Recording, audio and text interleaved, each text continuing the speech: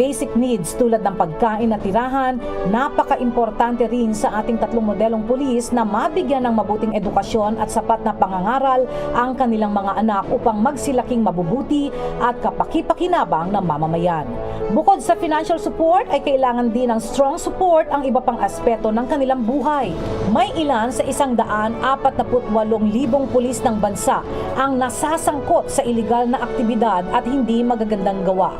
Ang may papayo ng ating mga ulirang pulis sa mga tiwali o sangkot na pulis na ito. Of course, pagka merong mga kapulisan na nasasangkot sa mga illegal na activities, of course, damay dyan yung organization natin. Ngayon, hindi lang naman yung organization ang nadadamay, miski yung kanilang pamilya. Malaki ang effect nito sa mga, lalo na sa mga bata, kaya sana doon lang tayo sa kung ano yung mga alituntunin, kung ano lang itama, sana doon lang tayo.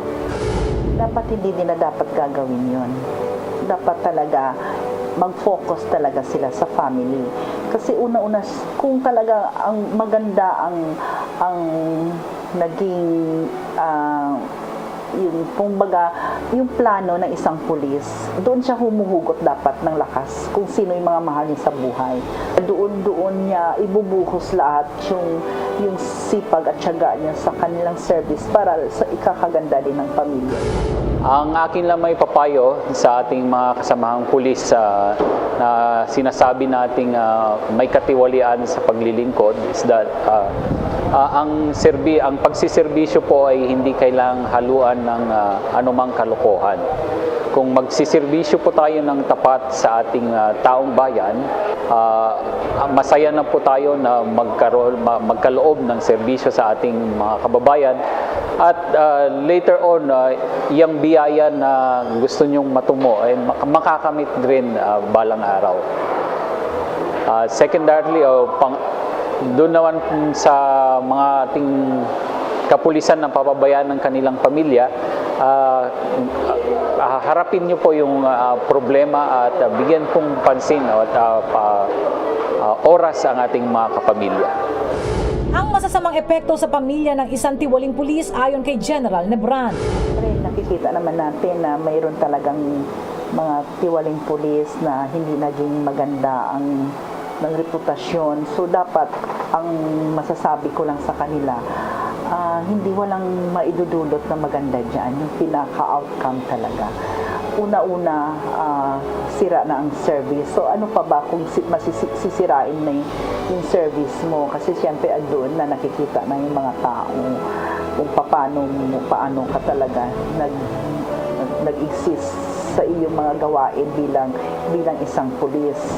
So secondary diyan sa hindi na maging maganda ang maging trabaho mo at saka yung perception sa iyo ng organisasyon as well as yung mga police officers, talagang ang epekto doon babagsak din sa pamilya.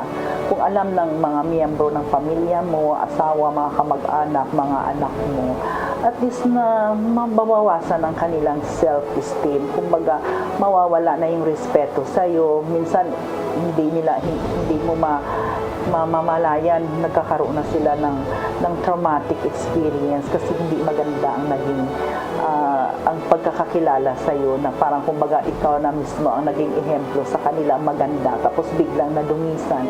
Andun na yung hiya, andun na yung mga pag nahiya na sila, apektado na yung mga araw-araw nilang mga ginagawa. Kung halimbawa sa school, medyo hindi na sila maging maganda kasi siyempre may mga classmates sila, may mga teachers sila na parang doon nila madidevelop yung insecurities nila, at saka doon madidevelop nila yung galit, hindi na sila maging reactive doon sa schools, at saka doon na yung mag-start yung problema. Ang huling pananalita ng ating tatlong modelong pulis tungkol sa kahalagahan ng pamilya. Sandalan na kung saan ay kahit na umulan, bumagyo, sa hirap, ginhawa, kasama mo sila. So hindi natin dapat talaga mapabayaan ang ating pamilya. And yung mga kasama natin na may konting problema sa pamilya, basta nag-uusap lamang at yung pag-uusap na masasabi nating sinseridad yung pag-uusap, palagay ko naman walang gusot na hindi naaayos. So, keep on trying at huwag niyong pabayaan na masira ang inyong pamilya dahil lamang sa mga bagay-bagay na hindi naman dapat pag-aksaya ng panahon. At isa pa, kahit na anong tagumpay mo sa iyong tungkulin, sa iyong trabaho, kung ang pamilya mo naman ay sira, wala din yung tagumpay na yun. Para kangino yung tagumpay na yun. So, wala din yun. Kaya, importante, buo ang pamilya. Sa lahat na nanonood sa ating programa ngayon, Police at Your Service, lalo-lalo pa sa sineselebrate natin na Family Week celebration, gusto ko lang iparating sa ating mga kapulisan na mahalin natin ang ating serbisyo at saka yung ating profesyon bilang isang pulis, kasi ito yung ating bread and butter. So, ang ating pamilya din, bigyan din natin ng kaukulang pansin at saka talagang alagaan na maging balanse ang pamumuhay po natin, lalo pa ngayon na medyo nagkaroon po tayo ng mga maraming problema. So, kailangan tutukan din po natin ang ating mga pamilya. Ang ating serbisyo talagang huwag nating dungisan at saka mamahalin din natin. Kasi ang maging balanse sa pamilya at sa serbisyo, talagang nagkakaroon tayo ng fulfillment sa ating career. So, ang kinabukasan natin kasi bilang isang police officer ay nakasalalay sa atin. Mismo tayo ang gumagawa ng ating kinabukasan. Ang ating kinabukasan din nakasalalay sa mga pamilya din natin kasi sila yung mga inspirasyon po natin as well as sa ating serbisyo. Ang mensahe ko po sa ating mga manonood is that ay bigyang pansin ang ating mga pamilya at prioridad. Malimit man sa wala tayong oras, mayroon tinatawag na quality time na kailangan nating ibigay sa ating mga anak at sa ating mga asawa at sa iba pang kapamilya.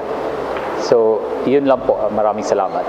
Ang masasabi ng misis ni General Constantino sa kanya. A husband, very supportive siya, very light lang nung aming relationship. Walang masyadong drama and whatsoever. Para lang kaming best of friends na magkasama sa isang bahay. So, yun. As a father, ganun din. Very supportive din siya sa mga needs ng mga anak namin. And then,